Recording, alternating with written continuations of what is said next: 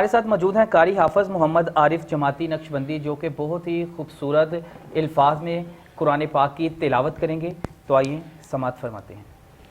اعوذ باللہ من الشیطان الرجیم،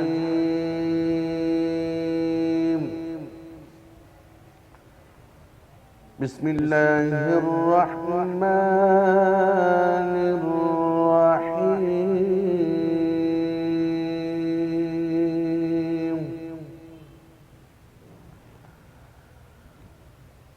یا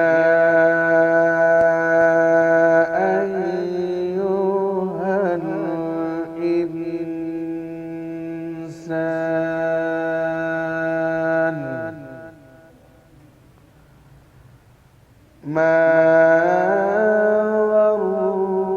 غرك بربك الكريم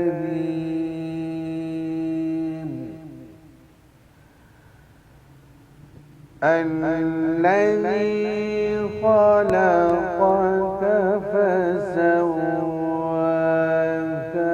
فعدلك۔ سبحان اللہ۔ يا أيها الإنسان ما غرك بربك الكريم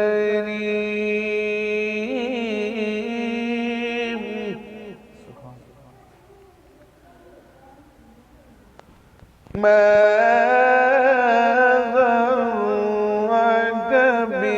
بربك الكريم الذي خلقك فسواك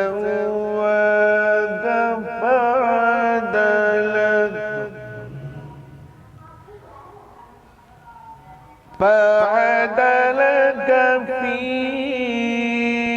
أي صورة ما شاء ركبك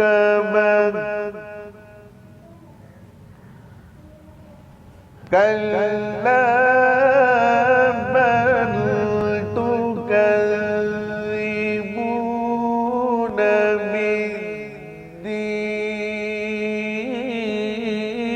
بالدين وإن عليكم لحافظين كراما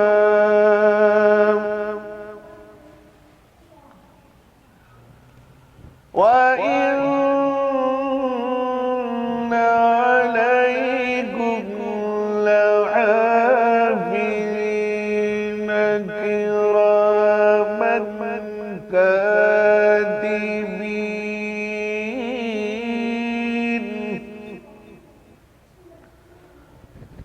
يعلمون ما تفعلون إن الأبرار لفي نعيم وإن الفجار لفي جحيم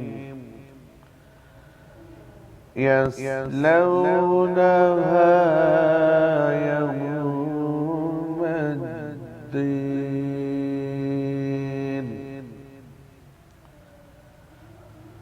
وما هم عنها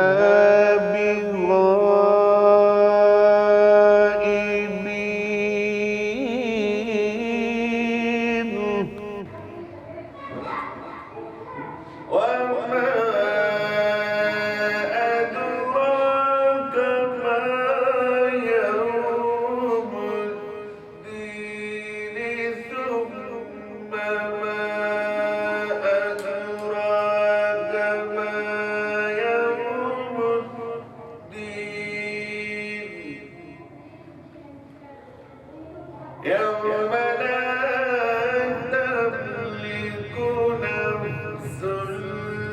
نفس شيئا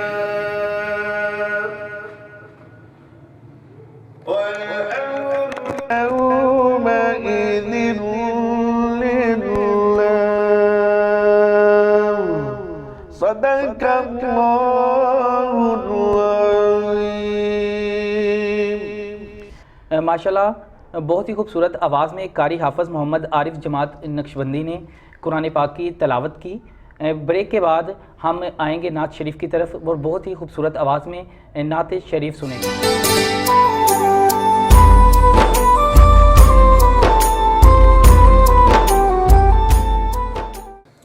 हमारे साथ आज स्टूडियो में मौजूद हैं किरण हाशमी जो कि नाते रसूल मकबूल पढ़ेंगी.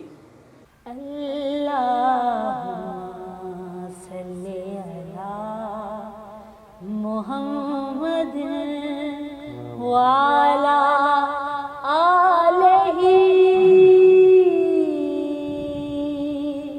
व सहबिही वसल्लम. अल्लाहुम्मा सल्ली अला. मैं भी कुल्ली सजाई बैठा आस मदनी दिलाई बैठा. मैं भी कुल्ली सजाई बैठा आस मदनी दिलाई बैठा.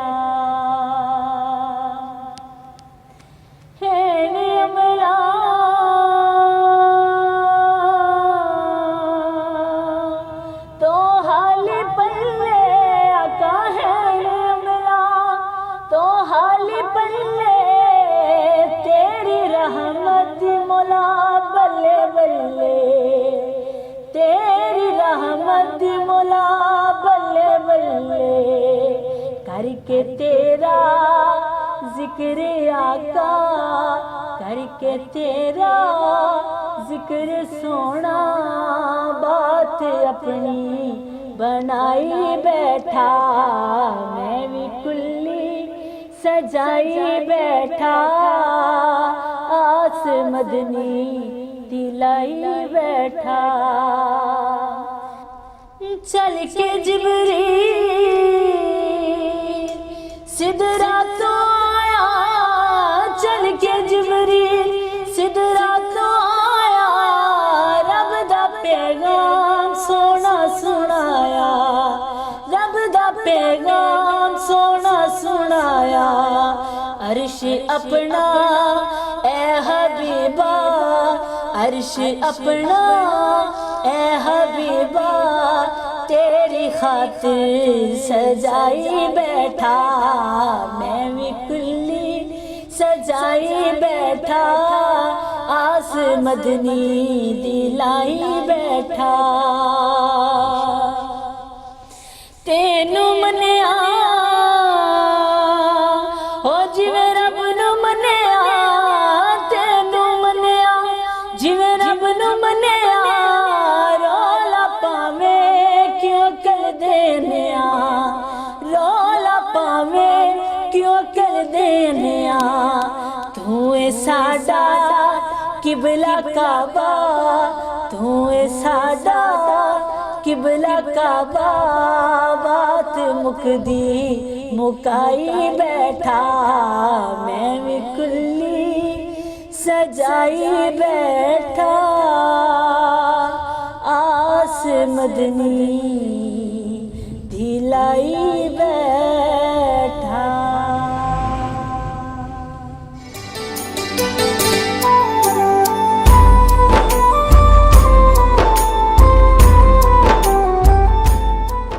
Welcome back to break. हमारे साथ आज हज़रत खतीजा की शान मुबारक बयान करने के लिए हाफ़िज़ सैयद अता अल मुस्तफ़ा मौजूद है. उनसे हज़रत खतीजा की शान मुबारक पूछते हैं. अस्सलाम वालेकुम कर साहब. वालेकुम अस्सलाम. कैसे हैं कर साहब? अल्लाह का करम. अच्छा कर साहब हमें बताइएगा कि हज़रत खतीजा ने जो शादी थी इससे कबल हुई थी कि नहीं हुई थी और आप सल्लल्लाहु अलैहि वसल्लम से वो मुतासिर हुई थी कि आप सल्लल्लाहु अलैहि वसल्लम उनसे मुतासिर हुए थे? नहमदुहु व नसल्ली अला रसूलिहिल करीम अम्मा बाद.